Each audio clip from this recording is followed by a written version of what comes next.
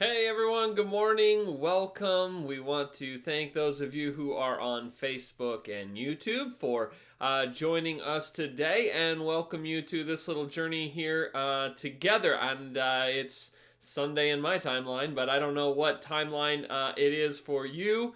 Right now, wherever you're joining in and hanging out with us, but we're glad that you are. And we want to welcome you to the online community of the Pathways Church. And so, if you want to get to know a little bit more about us, if this is your first time logging on and stumbling upon this group, you can find out more about us at our website at findpathways.com, and you can read up on us a little bit and find out what kind of language and words we use to describe ourselves. Sometimes that's a really helpful thing to get to know. And I would say that if you're interested in church stuff today, it's probably a good idea to read up on some of those church groups and find out if the language they use in any way sort of reflects who you are. And so if you want to do that, we'd love for you to do that. Now, we usually use just a couple words to describe ourselves, cautious and curious, and kind of do this spiel every time. But the reason I mention it every time is just because people who are just kind of checking us out for the first time, it might be important to know what kind of group this is. And so we're kind of a cautious bunch.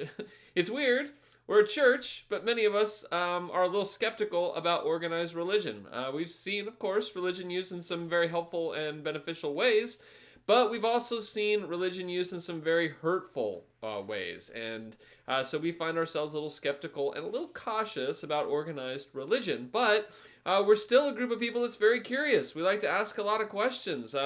Many of us have decided to live our lives in the pattern of Jesus of Nazareth, and we have committed our lives to that.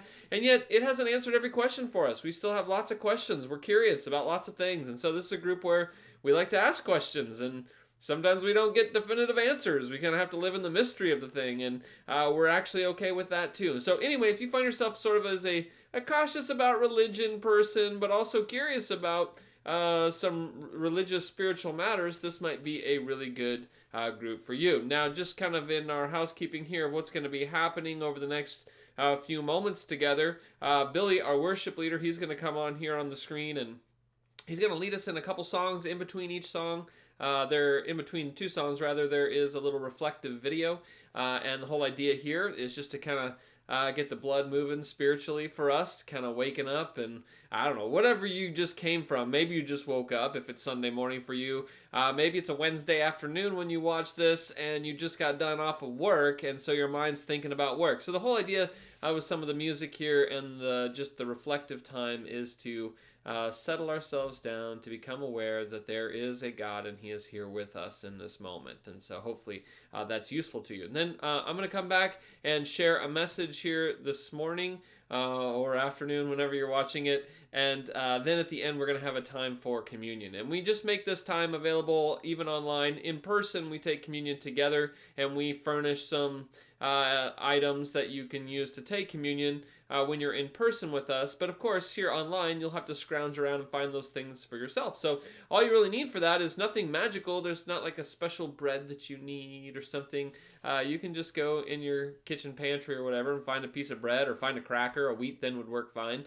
And then find some juice. Maybe you got some juice in the house, apple juice, grape juice, some wine left over from last night would work out just fine. So if you want to grab a couple of those things, at the end of our time, after the message, we'll go to a communion moment, and Billy will play another song, and if you'd like to take communion at that time, you're welcome to do so. And then we'll wrap everything up with some announcements, okay? So that's kind of the flow of things here today. We have a message that's a little outside of our series that we're just about to conclude, but I think it's a good one. It's one that, anyway, I needed this week. And sometimes just pushing forward on a series doesn't always work for the preacher, because the preacher needed to hear something else, and this week this preacher needed to hear something else. So anyway, got a little sermon for you, and then we'll finish out with communion and announcements. Okay, so Billy, why don't you take us away? Let's sing a little bit of songs today.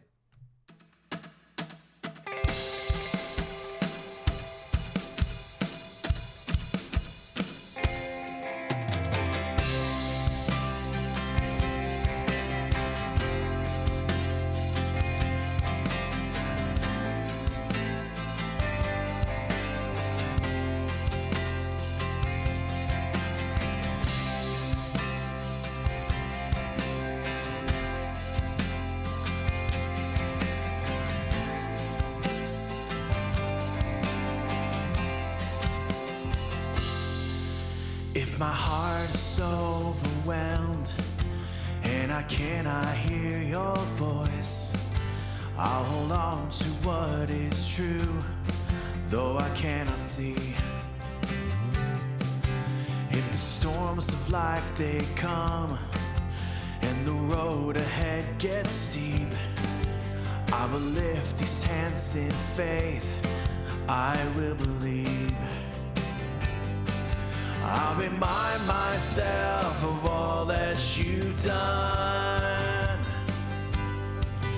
and the life I have because of your Son. 'Cause love came down and rescued me, love came down and set me free, and I am yours, I am forever yours. Mountain high and valley low, I'll sing, I'll remind my soul that I am yours, I am forever yours. When my heart's filled with hope and every promise comes my way, when I feel your hands of grace rest upon me, staying desperate for you, God, staying humble at your feet, I will lift these hands in praise, I will believe. I'll remind myself of all that you've done and the life I have because of your Son. 'Cause love came down and rescued me, love came down and set me free, and I am yours, I am forever yours.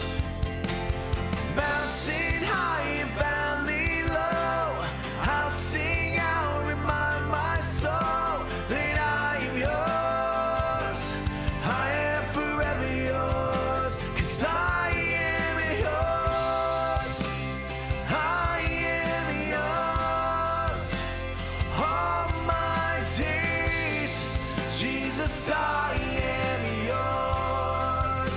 'Cause I am yours, I am yours, all my days, Jesus, I am yours. 'Cause love came down and rescued me, love came down and set me free, I am yours, I am forever yours. Mountain high, valley low, I'll sing out, remind my soul that I am yours, I am forever yours. 'Cause love came down and rescued me, love came down and set me free, and I am yours, I am forever yours. Mountain high and valley low, I'll sing, I'll remind my soul that I am yours, I am forever yours. That I am yours, I am forever yours. That I am yours, I am forever yours.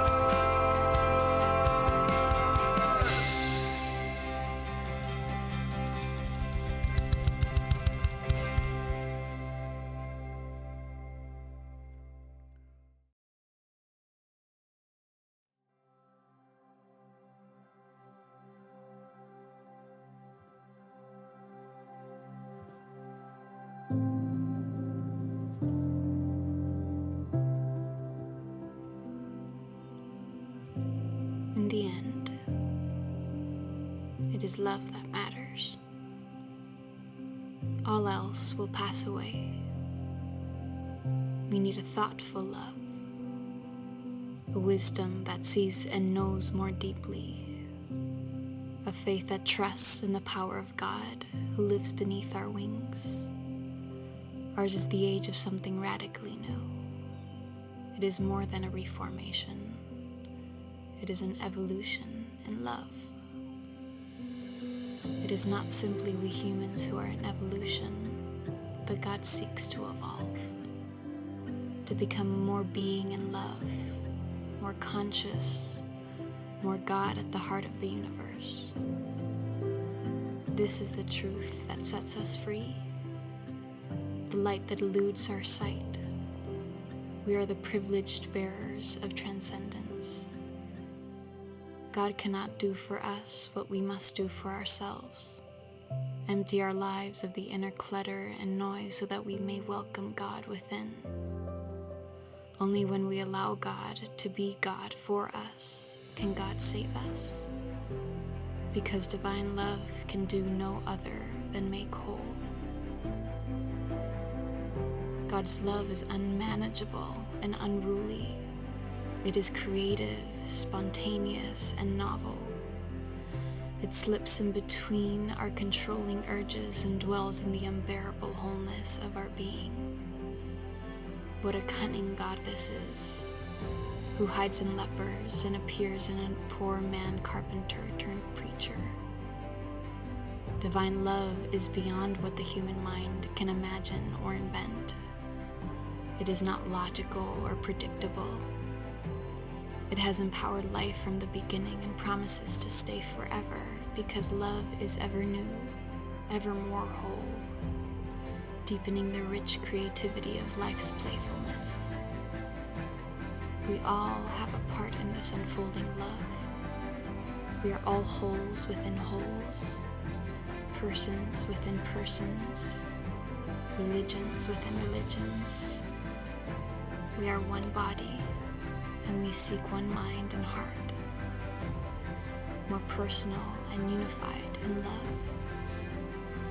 This urging toward oneness is an invitation to evolve the divine. We must unfold the past into the quantum moment, and let us aim toward the future.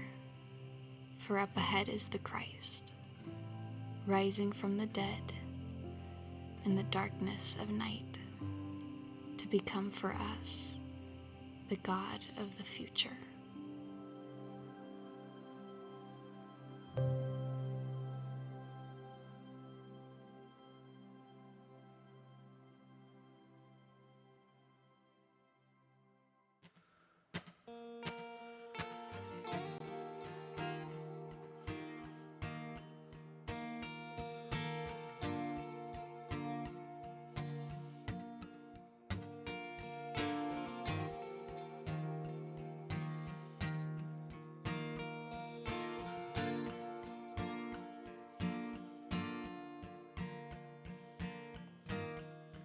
Walking around these walls, I thought by now they'd fall, but you have never failed me yet.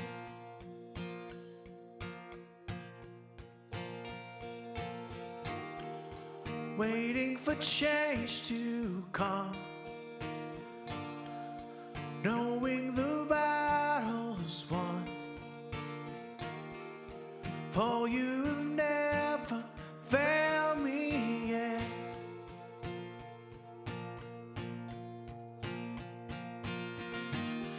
Your promise still stands, great is your faithfulness, faithfulness. I'm still in your hands, this is my confidence, you never failed me yet.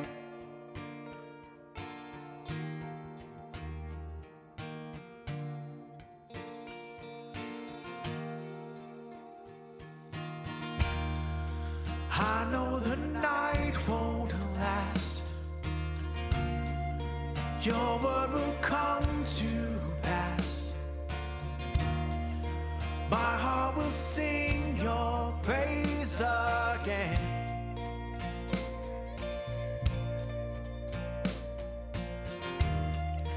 Jesus, you're still enough. Keep me within your love. Oh, my heart will sing your praise again.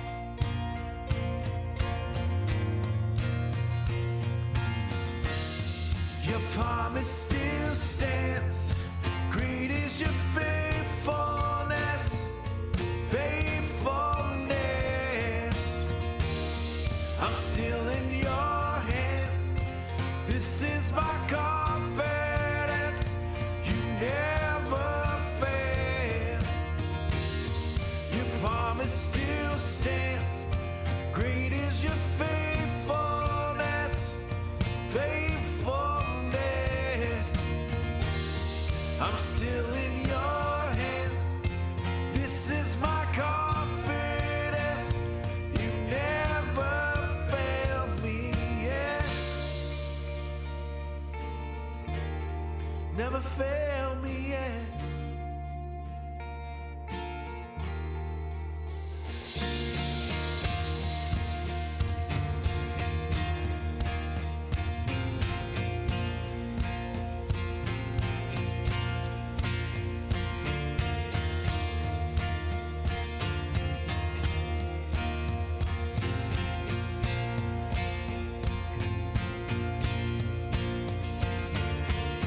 I've seen you move. You move the mountains, and I believe I see you do it again. Made a way when there was no way, and I believe I see you do it again. See you move. You move the mountains, and I believe. Do you do it again? Made a way, and there was no way, and I believe I see you do it again. See you move, you move the mountains, and I believe I see you do it again. You made a way when there was no way, and I believe I see you do it again. I see you move. You move the mountains, and I believe. And do you do it again? You made a way when there was no way, and I believe I see you do it again. I see you do it again. Oh Lord, again.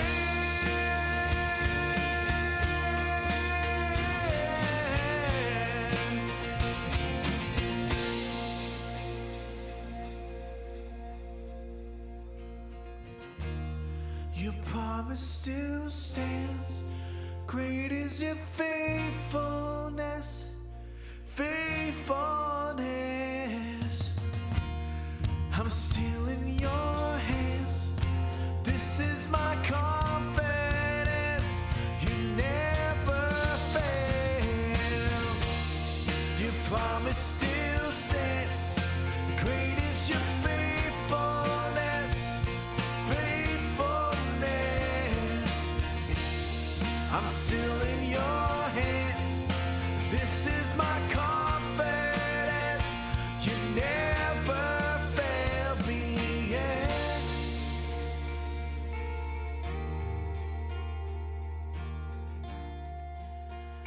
You never fail me yet. I never will forget. You never fail me yet.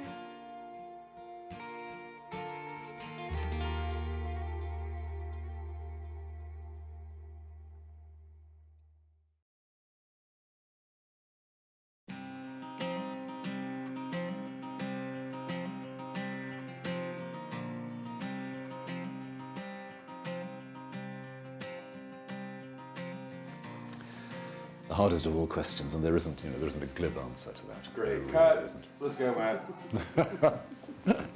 Yeah, the answer to that is there's no answer. No, again, we're always looking for the one big answer that will say, so that's it, so we needn't worry. I think when we see people who've lost utterly everything, who are at the very bottom, we ought to worry. It's terrible to see despair, it's terrible to see that sense of abandonment, that sense of total loss. And the only place to start there is somehow to try to communicate with a person like that they're not alone. It's almost the only thing, that God has not given up, that God is in the depth, as he's been in the depth with so many others. And that's where often it's the stories you tell that begin to make a difference. The stories of people who've been in such places and in all kinds of rather unconventional ways have discovered, actually, it's not empty, it's not deserted. And I think of people I've known who've been through appalling trauma, and yet they've discovered that sense of being accompanied. Now, it doesn't happen automatically. And it's not that's a nice simple answer. So it's all right then. It isn't all right. Nothing will make it all right. But something turns the corner in their lives. And I often think here of somebody I met when I was about 19, who was a school caretaker in a very deprived bit of a town in England, and I was doing some work with kids in the area of a voluntary scheme, and just got talking to him, and he talked to me about the death of his 5-year-old daughter. And I thought at 19, I just couldn't imagine what that would be like. And he said, I can't remember the exact words, but I know how it sounded. It sounded like what Job says in the Bible, the Lord has given and the Lord has taken away, blessed be the name of the Lord. He didn't say that, but it was that kind of clear-eyed, nothing's going to make this all right, but I'm not dead. I will stay. I won't close up. Yeah, close up. I got to walk one more day, and And that was no education, no great religious Didn't think sophistication. his way into that. Didn't think his way into that, but he knew it. Yeah. And whenever I think of people living through those moments, I think of Harry.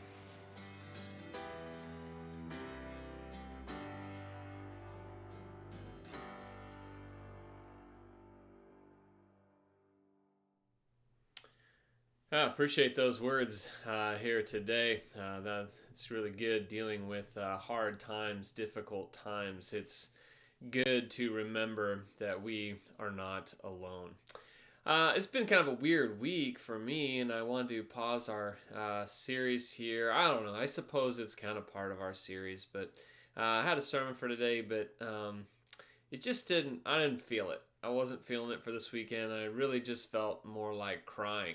And you ever had a week like that where you just want to cry? And I cried this week. And so I needed a sermon for a week that had some tears in it. And sometimes, you preach a sermon because, it's what some other people need. And sometimes you preach a sermon because, someone needs to hear something or because you think the group needs to learn something. But sometimes preachers preach a sermon because they sort of need to hear it. And I needed to be reminded of this one today, and so I wanted to share it with you. Life can be hard, and there's weeks that can be full of tears. There's lots of people I know right now that are going through some very difficult circumstances. In fact, last week in our gathering together, we kind of spent some time lamenting and crying together because we discovered that one of our own, Brandy, has cancer, and we gathered around her last Sunday, and we put our hands on her and towards her, and we prayed for her. And it's hard, it's hard when someone that you love is going through something very difficult. And then this week I found out another one of our tribe, another one of the Pathways community, has cancer as well. And it was just another gut punch. Like, wow, how can we have another person going through, scary moments? And we didn't really have a lot of words, you know, for this. What do you tell people, you know, in those moments? Hey, it'll be okay. But you hope it will. You pray that it will. You believe that it will. But sometimes there just aren't words to say. There's nothing you can say that really helps. It's just sometimes you got to just cry with people and be with them. This week on Tuesday, I was out doing some work on my car in the driveway, and my neighbor came over. And he walked up, and I had my headphones in. I couldn't hear what he was saying, and I took him out, and he said, "Hey, did you hear about my wife?" And I said, "No." And he said, "Well, she passed away on Sunday." And I was so confused because she's so young. She's 51 years old. They're a young couple. They've had kids that are grown up, but they have all these plans. They just were renovating their house and getting ready, looking ahead 10 years to retirement. And they just got a trailer, and they were planning all these trips together. And we had just talked a week before about buying a little trailer dolly together, because they said, "Hey, look, we're gonna be here for 15 years, you know, like we're not going anywhere." And I was like, "We love our house, we're not going anywhere." And we were getting to know them and to become friends, and we were going to become trailer dolly buddies, right? And then this day he walked over and told me that she had suddenly died on Sunday of just a brain aneurysm. Didn't even know that she had it. And only 51 years old, leaves behind a husband and so many plans. And when he told me, I just couldn't believe it. You know, I said, who are you talking about? And he said her name again. And I said, like, your wife? And he was like, yeah. And it was just so shocking, so stunning. I didn't even know what to say. And what do you say in those moments when your neighbor's 5 feet away from you telling you that his entire world has just collapsed, his wife has died, and all their hopes and plans for the future are in an instant completely gone with no warning? And what do? There's really no words that you could possibly say. And so I just walked over and I gave him a hug, and we both just sort of cried, because sometimes there's nothing else you can do except to cry. I looked up crying once. If you look it up in the dictionary, it gives you a nice lexical definition. You know, it says tears are a liquid process of lacrimation. Don't you like that word, lacrimation? To clean and lubricate the eyes. The word lacrimation may also be used in a medical or literary sense to refer to crying. Strong emotions such as sorrow or elation may lead to crying. Crying is such an interesting thing when you think about it. We get happy or we get sad, and liquid starts falling out of our eyes. In fact, what's happening is the lacrimal gland above our eye releases fluid. And when we get emotional or whatever, our eyes start to leak out fluid, which is just weird when you think about it, that we'd leak fluid because we are emotional. But once you start crying, you know, it's really hard to stop. Personally, I hate crying. You know, I do it easily. I cry at a touching movie or a song or a memory. I sometimes tear up because I'm happy. I tear up because I'm sad. But I don't like it. You know, when you start to really cry, not just like a little cry, but kind of ugly cry, you know, your eyes get watery, of course, but I don't know, for me, my nose starts to run, you know, and you get all blubbery and gross and snot's coming out, and usually you try to hide it, you know. I mean, I've done that here, whether it's in person in our gatherings or even here on this online space. I've cried, you know, emotions came over me, and I'm, you know, wiping my nose because snot's coming out, and I never enjoy it. And sometimes it just happens, even though you didn't want it to, you didn't expect it to, you just come across, you're saying something and it's unexpectedly emotional and you begin to cry, and it's so hard to stop when you do. I had to do a memorial service for a friend a while back, and it was a close friend, and so as I did the memorial service, it was really hard. It was a struggle to not cry through the entire thing, and I remember standing up front, literally pinching myself through my pants, you know, pinching my leg, just trying to keep myself from crying. I was just so determined, you know, and there was multiple times I just had to stop what I was saying to pause and regather, because it's amazing how hard it is to keep from crying, isn't it? Did you know that we are born without the ability to cry? To make tears, anyway. I first noticed this when our daughter Peyton was born. I mean, she's, 14 now, but when she was first born, she would cry. And when babies are born, when they're young, it seems like your whole life is full of their crying, for months. They cry because they're hungry. They cry because they need change. They cry because they're tired. They cry because they want to be held. Sometimes I think they cry and they don't even know why. At least we didn't know why. But babies, they cry. They're so noisy. Weirdly, though, it took me a while to realize that while Peyton did cry out, she didn't actually have the ability to make tears. She would cry and she would scream. She'd make all the noise and the theatrics, but all without actual tears. The cry of noise, but no wetness came from her eyes. And that's normal. In fact, did you know it apparently takes 2 to 6 weeks after a baby's birth for the baby's tear ducts to form completely so that they can shed actual tears? And I didn't know that. In fact, I don't think I'd ever thought about life without tears. I just assumed that we were born right at the beginning, right from the beginning, with the ability to make tears. But when I picked Peyton up from her crib one day, she had woken up suddenly and she was crying. I picked her up and suddenly I noticed what had been absent before. Because when I picked her up, I noticed that her eyes were wet. And I was shocked, and I asked Tanya, what's wrong with this kid? It's leaking fluid. And it was only then that I learned that she was simply learning how to make tears for the first time. I'd heard her cry many times already, but now for the first time, I was actually seeing her cry. And as I held her in my arms that day, I found myself sad. Sad that life eventually has to know tears. Sad that life, which started without even the ability to truly cry and make tears, would eventually know so much. And as I held Peyton, I realized in that moment that she had just begun to truly cry for the first time, but that the crying would go on in her life, that she would cry many times in her life over skinned knees and pinched fingers. She'd cry over cruel comments. I imagine she'd cry over broken promises, over parents who just don't seem to understand, over relationships with boys and friends and, well, maybe even God. And how sad that one day she went to sleep without the ability to cry, and then woke up, maybe from a bad dream, crying never to stop.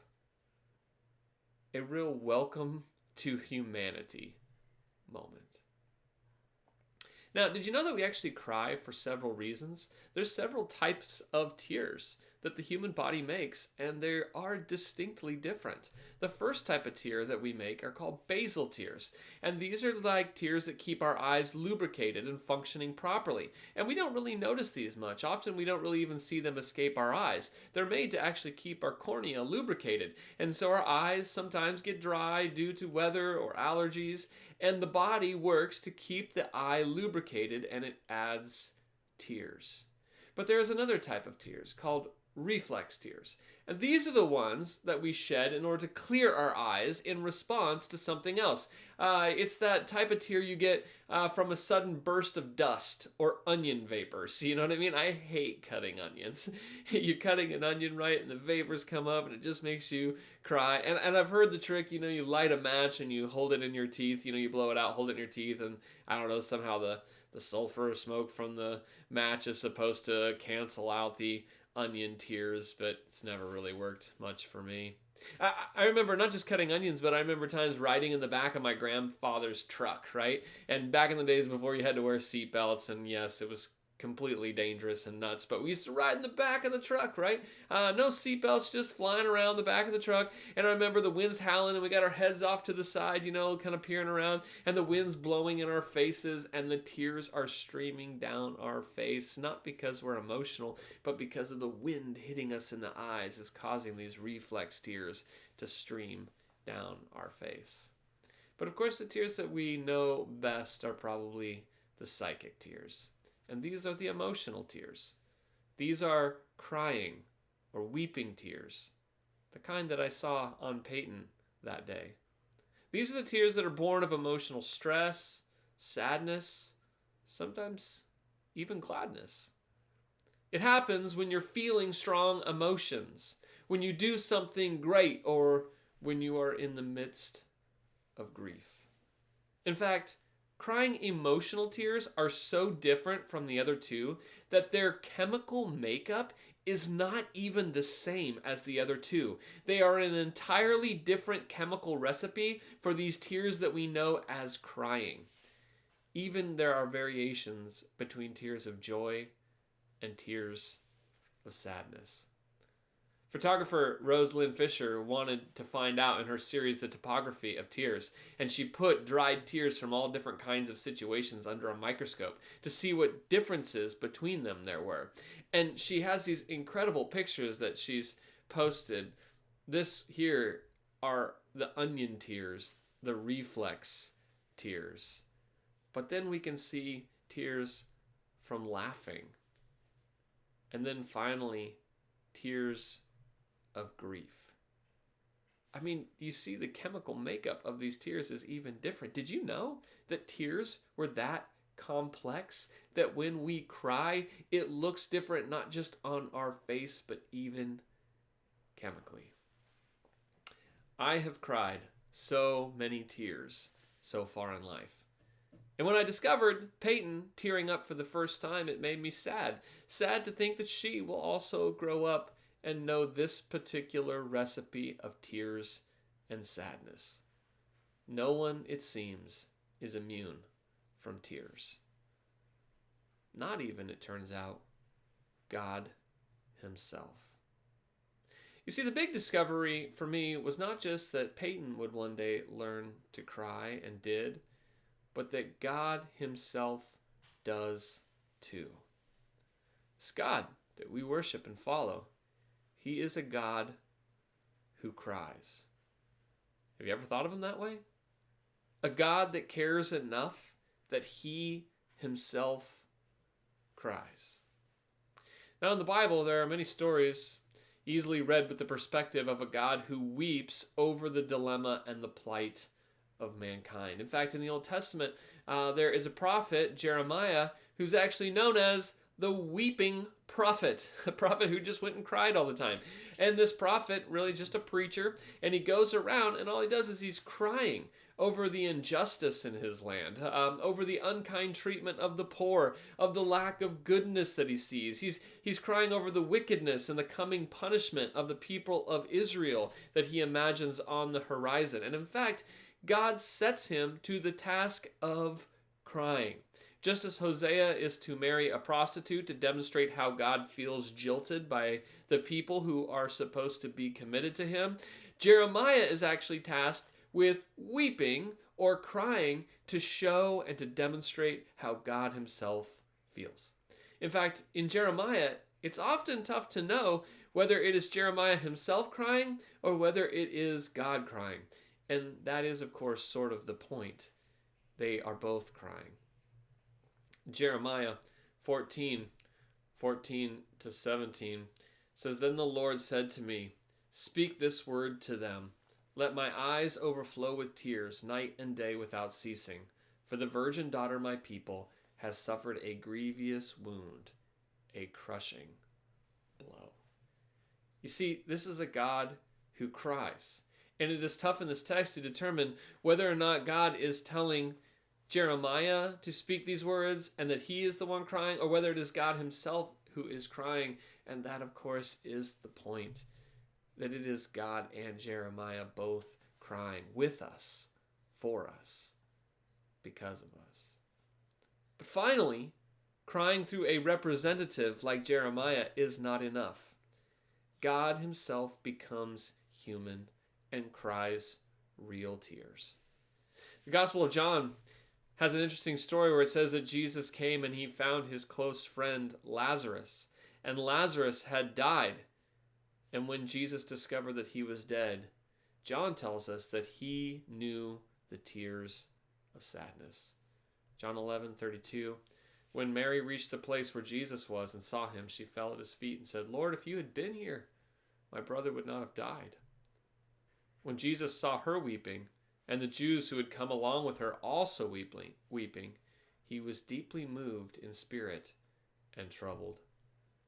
"Where have you laid him?" he asked. "Come and see, my Lord," they replied. And Jesus wept. Then the Jews said, "See how he loved him." Jesus discovers that his friend is dead, and Jesus himself wept.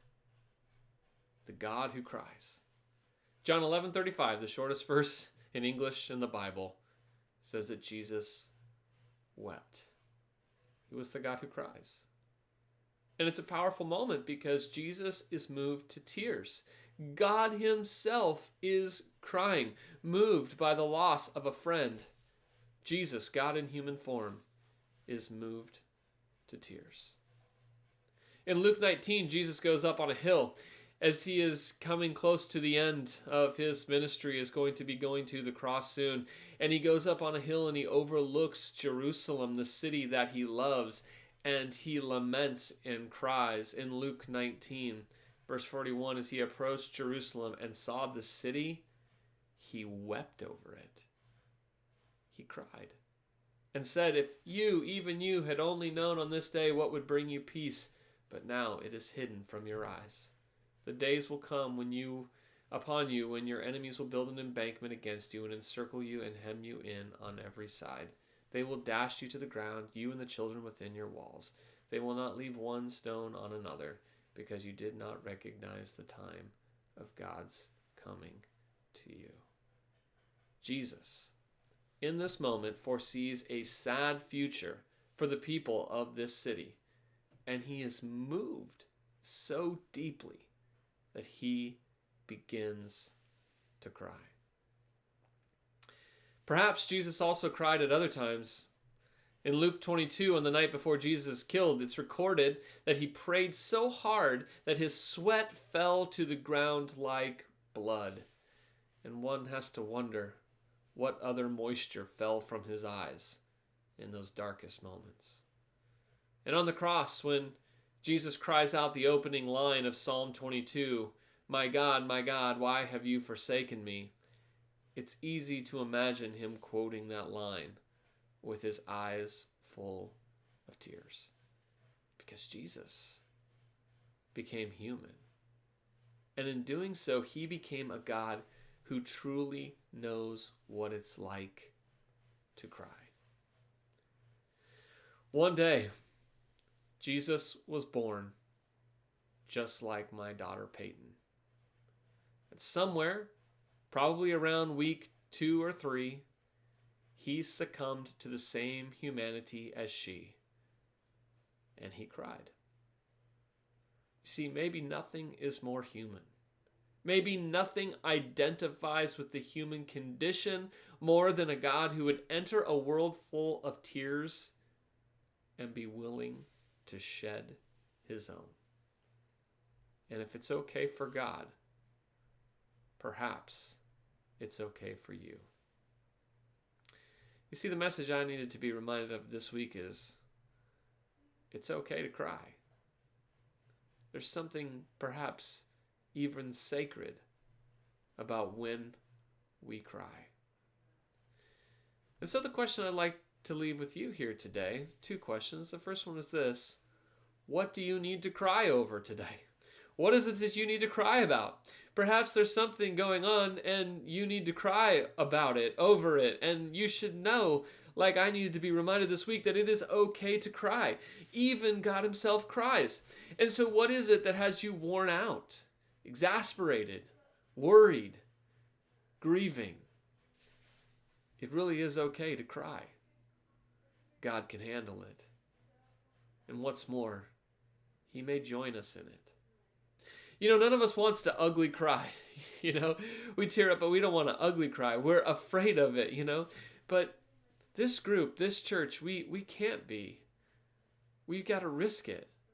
We got to pull our guard down, be okay to struggle, because some things, well, they're just worth crying over. And what's more, when we do, we aren't alone. God is crying with us. And there's something sacred about us crying together with each other and with God. And that leads me to the other question, not just what do you need to cry over, but who do you need to cry with? I found that sometimes there just isn't much I can do to help people in deep sadness. There's nothing I can really say. There's nothing that can make things better. Sometimes the only thing we can do is just cry with people. To be there. To allow the tears to fall from our eyes too. In fact, maybe nothing is more godlike than crying with someone. And maybe that's a good mission for this church. Let's cry with people. Maybe that's our church growth plan. Maybe we don't need billboards and Facebook ads and mailers and big bands and light shows and whatever it is to try to have a church growth plan. Maybe our church growth plan is simply this. Let's go cry with people. Let's find people who are hurting. Let's hear their stories. Let's give compassion to them. And let's be willing to risk our own tears. Wow. If we could come alongside people like that, that might just introduce them to God Himself. Who do you need to cry with? I say let's cry out over injustice. There's a lot of injustice in this world. People who feel like they have been left out, left behind, forced to the margins. Perhaps we need to cry with them. That's what Jeremiah did when he walked through his land in the Old Testament. He was crying out for injustice, the poor being taken advantage of, those who were in wealthy and privileged positions using their powers at the expense of those who did not have that kind of position or power. He cried. And perhaps that's a good mission for us too. But let's not lose hope. We may cry tears of sadness today, but we do believe that one day those tears will end. That first day that I saw my daughter Peyton crying, I softly brushed the tears away from her face, knowing that I would probably do that many times in her life. Knowing, I suppose, that there may be times she does that for me as well. But as I wiped the tears from her eyes, I was reminded of this very simple verse that is a promise for a day when finally all tears will cease. Revelation 21. Then I saw a new heaven and a new earth, for the first heaven and the first earth had passed away, and there was no longer any sea. And I saw the holy city, the new Jerusalem, coming down out of heaven from God, prepared as a bride, beautifully dressed for her husband. And I heard a loud voice from the throne saying, "Look, God's dwelling place is now among the people, and He will dwell with them.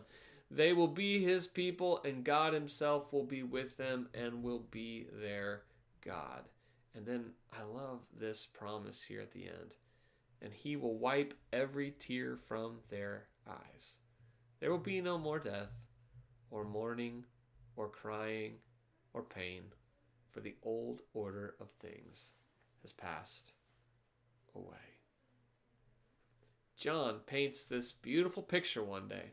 When life here on this planet is restored and made new, when God Himself has come and made His home here with us, that one day our great hope is that pain and sadness will be abolished, that God will stop crying in that moment, and He Himself will wipe away our tears for good.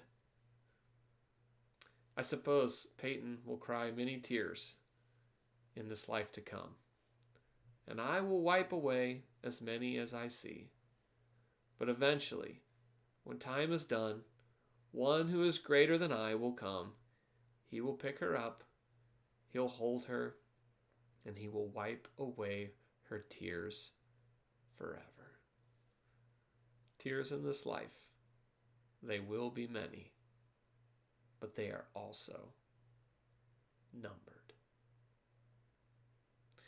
Jesus, we turn to you today, and we are thankful that you are a God who is willing to cry with us, that you see our pain. You do not remain aloof. You do not stay distant, but that you are moved by the things that move us, that you, when we are hurting, you hurt, that when you see us in trouble, that you are grieved. And we know that there are people around us right now that are hurting, that are grieving, that are frightened, that are worried, that have been crying. And we join them with our own tears, knowing that you also cry alongside us. We don't often have the answers to why bad things have happened, why things have gone off course, why plans have suddenly been interrupted. But we are comforted by the fact that you are a God who is willing to cry with us. Won't you give us the spirit that you have, Jesus, that we would cry alongside others? And won't you plant firmly inside of us that hope that one day you will wipe away every tear from our eyes? We love you, Jesus, and it's in your name we pray. Amen. I hope that's a meaningful message to you today. It's the one that I needed this week, and I hope that it is somehow meaningful to you as well. We're going to go to the communion table now. We're going to take communion. We're going to be reminded that the way that Jesus has solved this problem of sickness, pain, and death is that he has gone to the cross for us, that he has allowed all of the evil that we've wrought into this world of our own choices that has caused sin and death, that he's allowed it all to rebound onto him, and that as it did, it may have put him on a cross and killed him, and he suffered, and yet he still defeated it and came back to life, never to die again, and that he has shown us a new way to live as well, that we might not die as well. So we want to remember that today as we go to communion. Billy's going to play a song for us.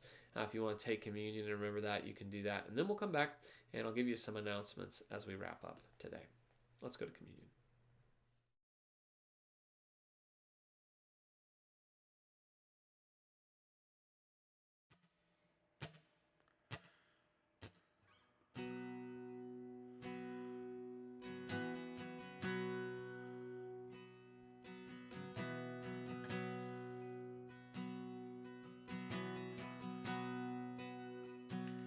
I love you, Lord.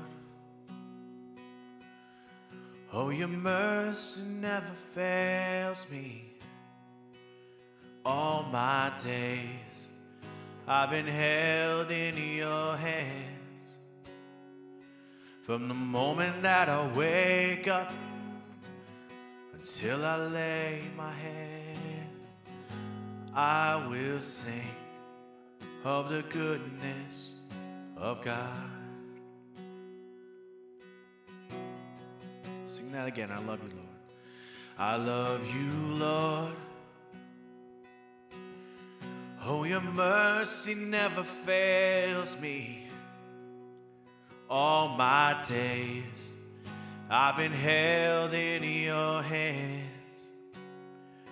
From the moment that I wake up till I lay my head, I will sing of the goodness of God. All my life you have been faithful. All my life you have been so, so good. With every breath that I am able, I will sing of the goodness of God. I love your voice.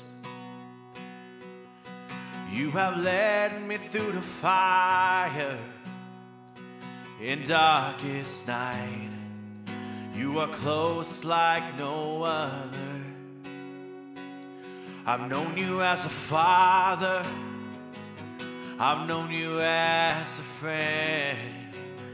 I have lived in the goodness of God. Yeah, yeah. And all my life you have been faithful. And all my life you have been so, so good. With every breath that I am able, I will sing of the goodness of God. Your goodness is running after me. Your goodness is running after me. In my life laid down, surrender now. I'll give you everything. Your goodness is running after me. Your goodness is running after me. Your goodness is running after me. With my life laid down, surrender now. I give you everything. Your goodness is running after me.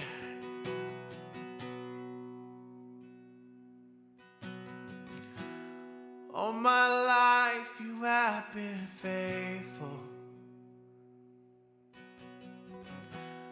All my life you have been so, so good.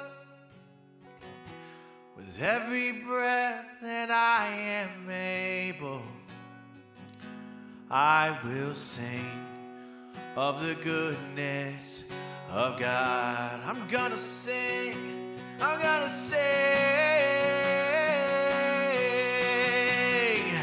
All my life you have been faithful. And all my life you have been so, so good. You are. With every breath that I am able, I will sing of the goodness of God. And I will sing of the goodness of God. Oh, I will sing of the goodness of God. I will sing of the goodness of God.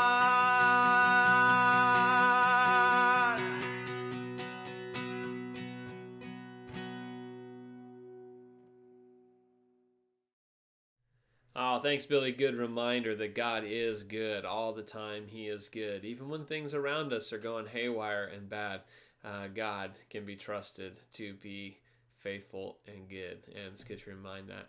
Good reminder of that here today. A couple announcements here as we wrap up today. Just a few things going on here at the end of the summer, even one today. Before we get to that, if you would like to give and donate financially to the Pathways Church community, you can do that by going to our website at findpathways.com/donate.